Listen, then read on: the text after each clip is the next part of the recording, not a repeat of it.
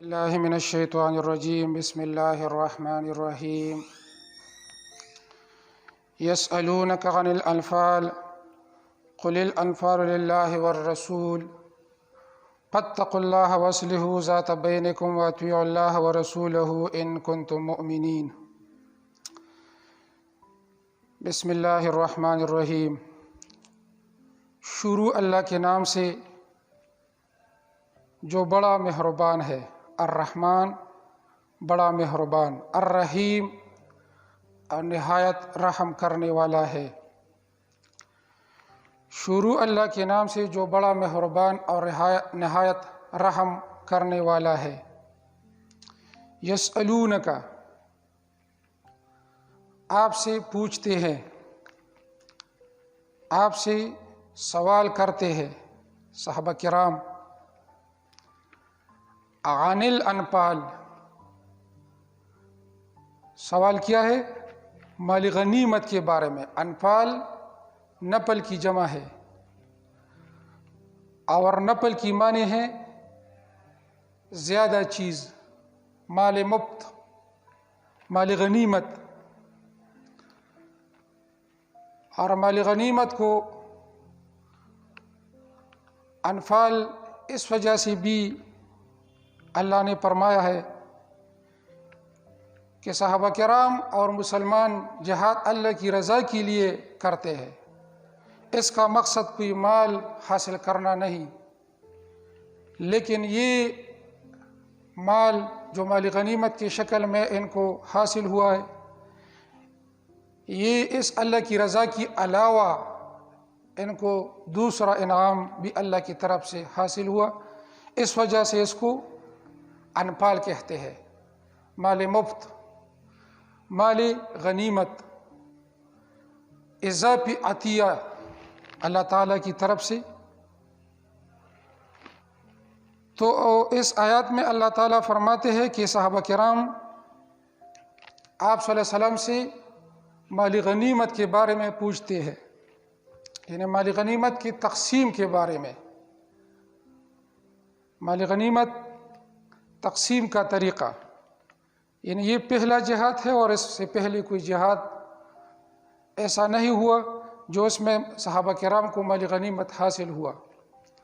اس وجہ سے یہ ایک اہم مسئلہ ہے کہ اس مال غنیمت کا تقسیم کس طریقے پر کیا جائے۔ تو اس مسئلہ کے حل کے لیے صحابہ کرام نے آپ صلی اللہ علیہ وسلم سے پوچھا، قل، آپ فرما دیجئے، الانفال للہ والرسول، مال غنیمت اللہ اور اس کے رسول کے لیے ہے۔ انفال للہ والرسول، مال غنیمت اللہ تعالیٰ کے حکم اور رسول کریم صلی اللہ علیہ وسلم کے حکم کے مطابق ہے،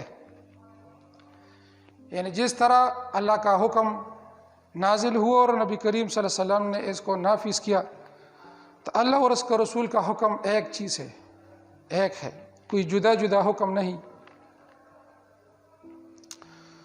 اس وجہ سے بعض صحابہ کرام نے، جیسا کہ حضرت سعد بن ابی وقاص رضی اللہ عنہ فرماتے ہیں کہ اس لڑائی میں میرے بھائی عمیر شہید ہوئی اور دوسری طرف ایک کافر سعید بن العاص کو ہم نے قتل کیا اور اس سے ایک تلوار مجھے مال غنیمت میں حاصل ہوا، اس کو ذو القطیفہ کہتے ہیں۔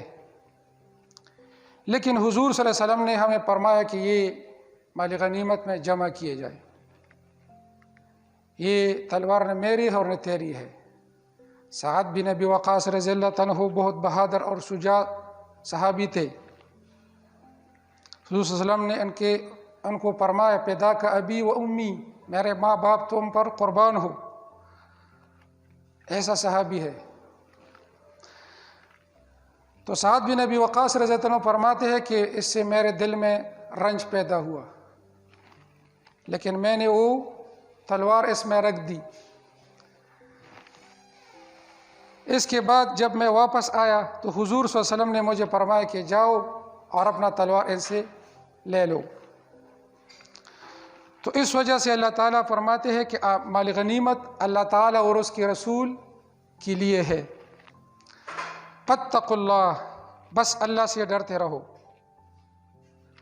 وَأَصْلِحُوا ذَاتَ بَيْنِكُمْ، اور اپنے درمیان صلح قائم کرو، آپس میں صلح قائم رکھو۔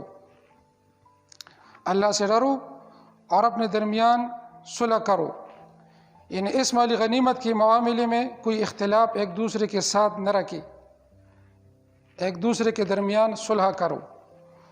وَأَطِیعُوا اللَّهَ وَرَسُولَهُ، اللہ اور اس کے رسول کی اطاعت کرو، ان کنتم مؤمنین، اگر تم مومن ہو، یعنی اگر تم ایمان رکھتے ہو تو تمہارے لیے ضروری ہے کہ تم اللہ اور اس کے رسول کی اطاعت کرو، اپنی خواہشات چھوڑ دو اور اللہ اور رسول کے حکم مانو۔ یہ ایمان کی نشانی ہے۔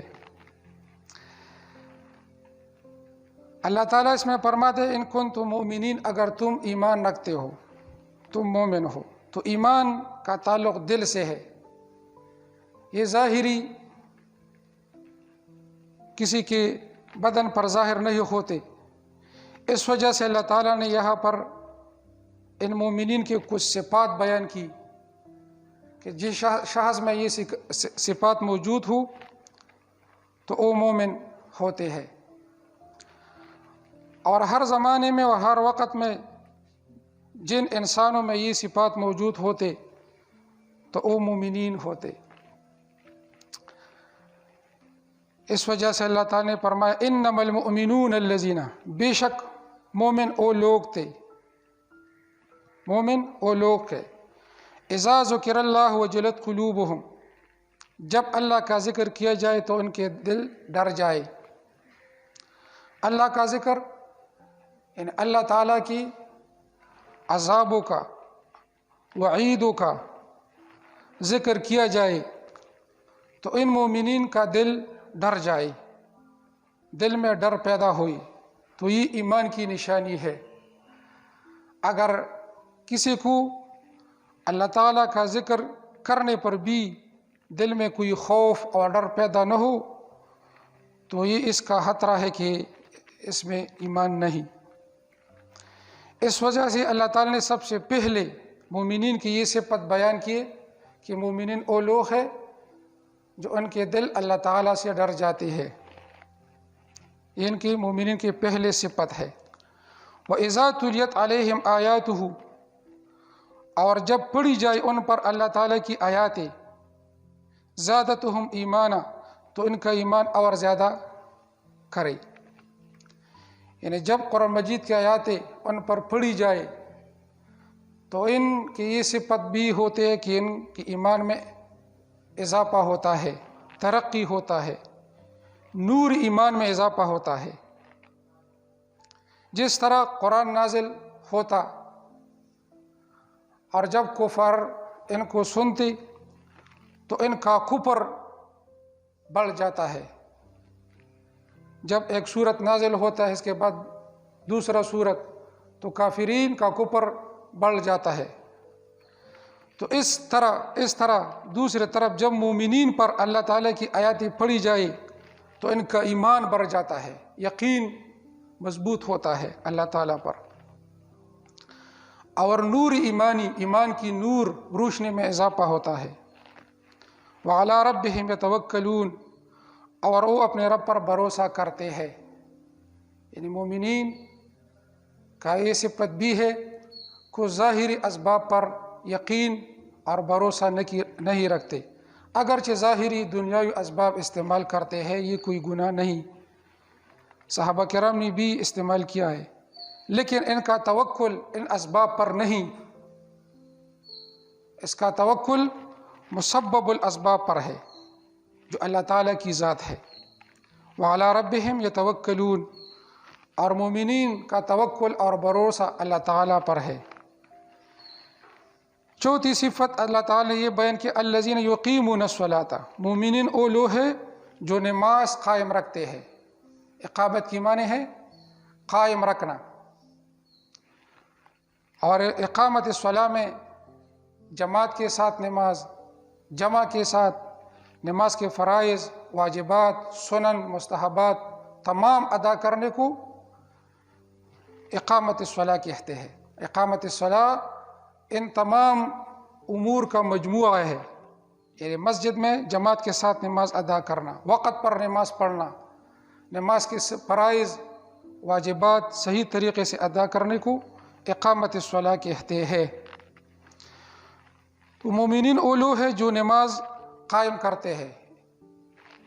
وَمِمَّا رَزَقْنَاهُمْ يُنْفِقُونَ، اور پانچواں صفت یہ ہے کہ وہ جو اللہ نے انہیں دیا ان سے خرچ کرتے ہیں۔ ينفقون، انفاق کرتے ہیں، یعنی جو مال دولت اللہ نے ان کو عطا کیا تو اس میں زکوٰۃ یا دوسرے صدقات ادا کرتے ہیں اللہ تعالیٰ کے نام کو پر۔ تو یہ مومنین کی 5 صفات بیان ہوئی ہے۔